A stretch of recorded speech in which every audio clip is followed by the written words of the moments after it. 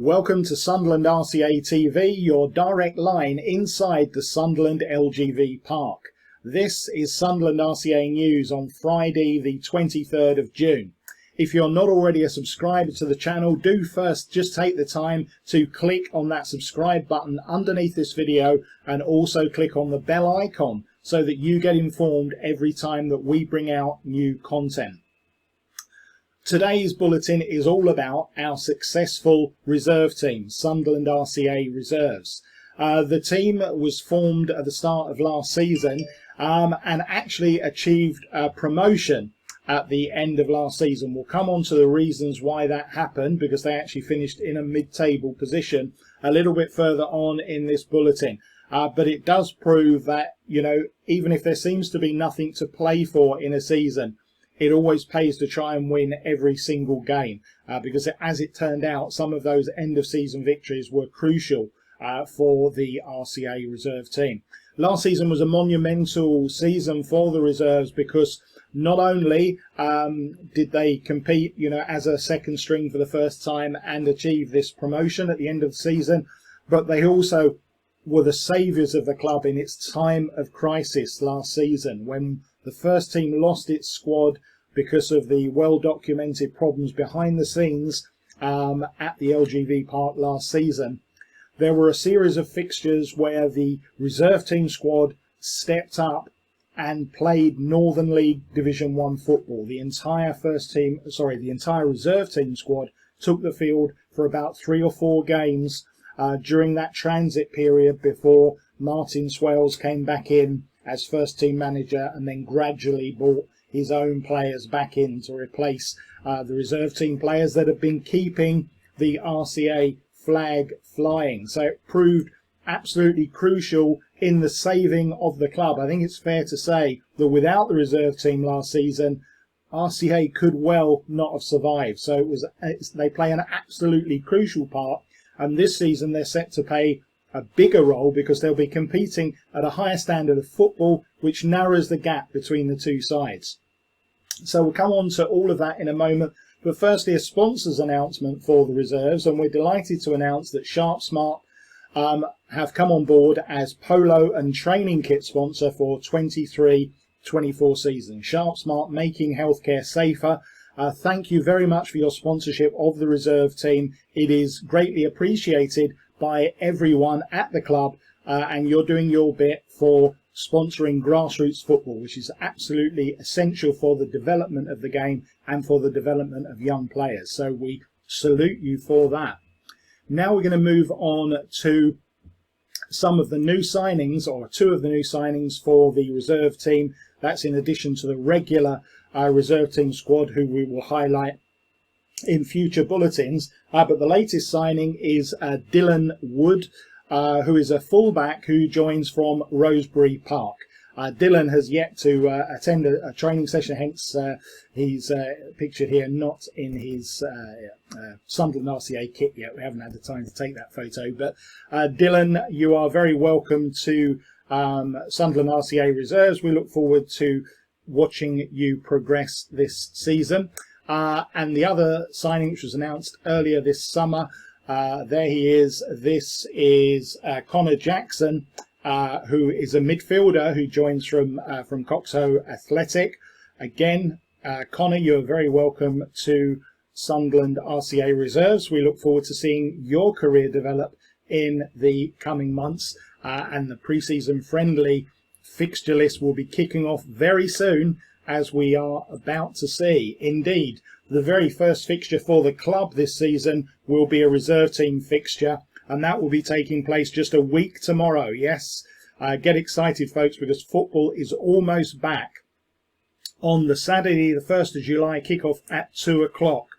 Sunderland RCA Reserves will be travelling to face Whitby Fishermen's Society.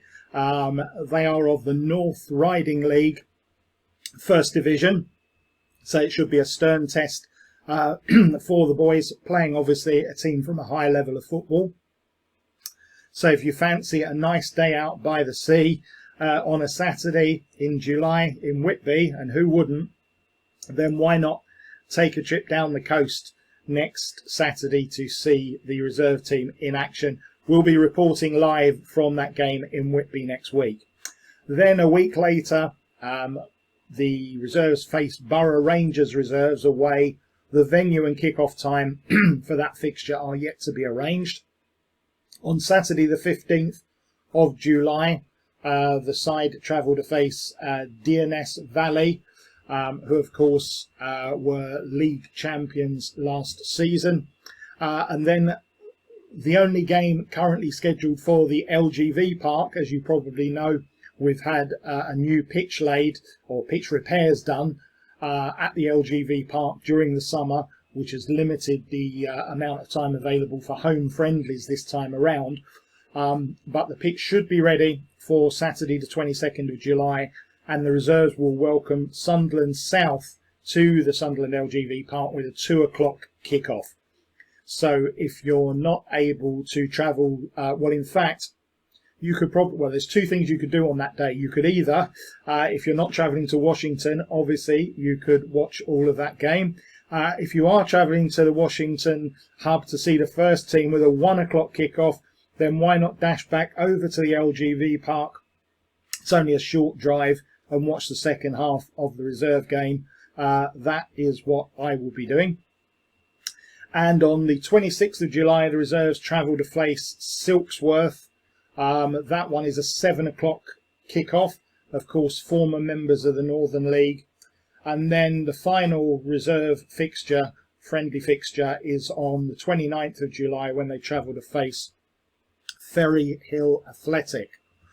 Okay, so now let's have a look at the Wearside League constitution for this coming season. So what happened was that the Wearside League had a reorganisation, a restructure, and a lot of new teams came into the league.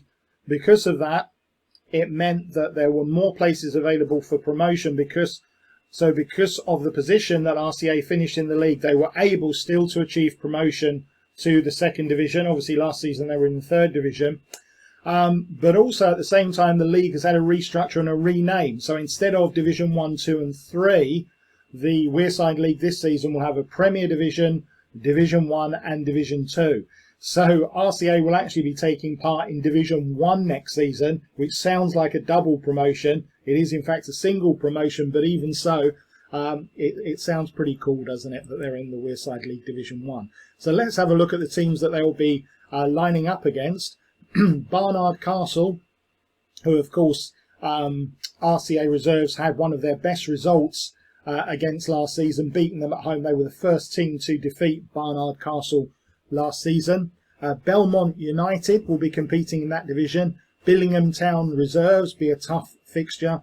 Bertley Town Development, of course, Bertley Town first team newly promoted to the Northern League Division 1. Chester Lee Street United PV.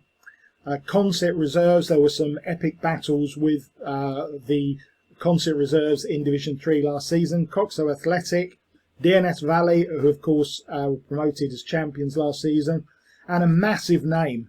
RCA reserves will be competing against Durham City first team. Durham City of course had massive problems over the last few seasons. They have now sorted themselves out off of the pitch, and this is the season where we fully expect them to start turning things around finally on the pitch. I think most people would see Durham City as one of the pre-season favourites for promotion from this division, but certainly a great honour for RCA reserves to be lining up against such a famous footballing name. Ferry Hill Athletic, Hetton Juniors, Hilton Times Inn, New Durham FC and West Auckland reserves. So a very strong lineup. Do try and get along to the Sunderland LGV Park if you possibly can this season, either when the first team are not playing, or if you're someone that can't travel with the first team to perhaps some of the longer away trips, then do come down and watch the reserve team, because they play attractive football, and I can confirm that the two squads are working very closely together this season to develop a club style. So the management team of Dom Jones and the rest of the RCA management team, and also Dave Dixon and the rest of the coaching squad from the first team, will be working closely together to make sure that the playing style of the reserves mirrors the first team, so that when players step up from one squad to the other, they don't have, you know, a sudden extra learning curve to learn the particular way that the first team is trying to play football. So that, we expect, will assist the club going forward. So that completes today's bulletin. We will be live from the training ground again tomorrow on Saturday, but until then, you are up to date.